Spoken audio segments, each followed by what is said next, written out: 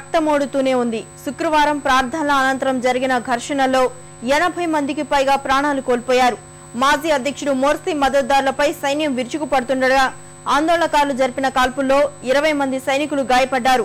ఇటీవల సైన్యం జరిపిన కాల్పుల్లో 638 మంది చనిపోయిన ఘటనను నిరసిస్తూ ప్రార్థనల అనంతరం మోర్సీ మద్దతుదారులు కైరో, ఇస్మాయిలియా, దమియటా, అలెగ్జాండ్రియా తదితర నగరాల్లో ఆందోళనలు నిర్వహించారు.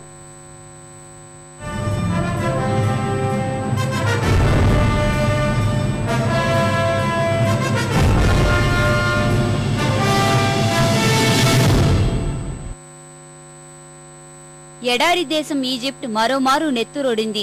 రాజధాని కైరో రహదారులు రక్తసిక్తమయ్యాయి. ముస్లిం బ్రదర్హుడ్ పార్టీ పిలుపుతో రోడ్లపైకి వచ్చిన ఆందోళనకారులపై భద్రతా దళాలు విచక్షణారహితంగా కాల్పులకు తెగబడ్డాయి. శుక్రవారాన్ని ఆగ్రహ దినంగా పాటించి దేశవ్యాప్తంగా నిరసన ప్రదర్శనలు నిర్వహించాలని మోర్సీ పార్టీ నేతలు ప్రకటించారు. ఈ పిలుపును అందుకున్న వేలాది మంది ప్రార్థనా మందిరాల్లో ప్రార్థనలు ముగించుకుని రమ్సిస్ వైపు కదిలారు. ఈ ప్రదర్శనను అడ్డుకునేందుకు సైన్యం కాల్పులకు దిగింది.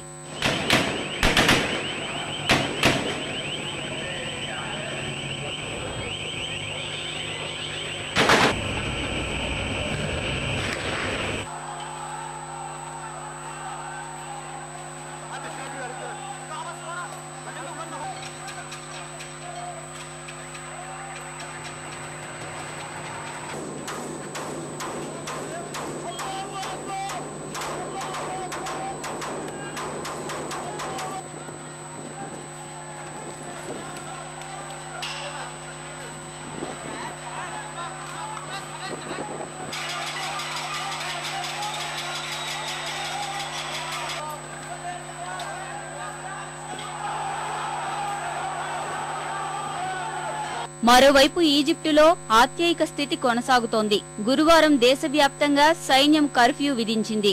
అల్లర్లలో మరణించిన వారి సంఖ్యను ప్రకటించడంలో సర్కారు నిజాలను దాస్తోందని ఆరోపించిన ముస్లిం బ్రదర్హుడ్ పార్టీ సైనిక దాడిలో మరణించిన మోర్సీ మద్దతుదారుల సంఖ్య 4000కు పైనే ఉంటుందని పేర్కొంది. ఆందోళనకారులు మల్వాయి జాతీయ మ్యూజియంపై దాడి చేసి విలువైన వస్తువులను దోచుకెళ్లారు.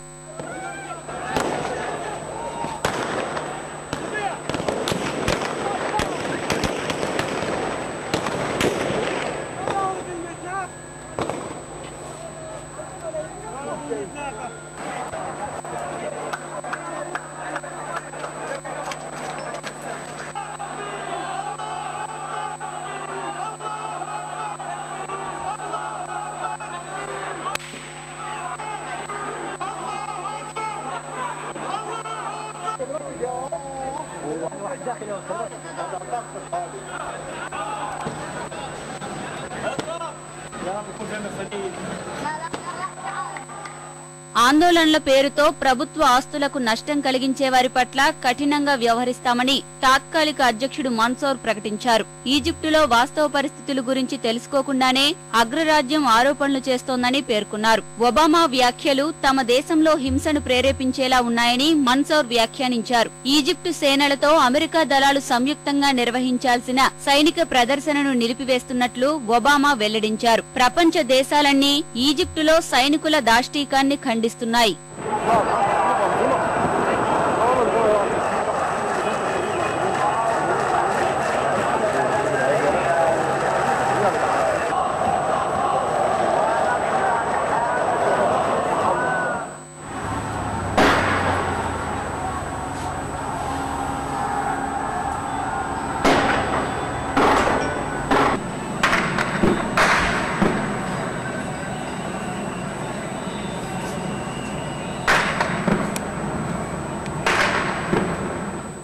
ఈజిప్టులో రోజురోజుకు దిగజారుతున్న పరిస్థితిపై చర్చించేందుకు ఐరాస భద్రతా మండలి అత్యవసరంగా సమావేశం కానుంది. సమస్య పరిష్కారానికి ఐరోపా సమాఖ్య ఐరాస జోక్యాన్ని కోరగా ఈజిప్టులో ఉన్న తమ ప్రభుత్వ ప్రతినిధులను టర్కీ వెనక్కు పిలిపించింది.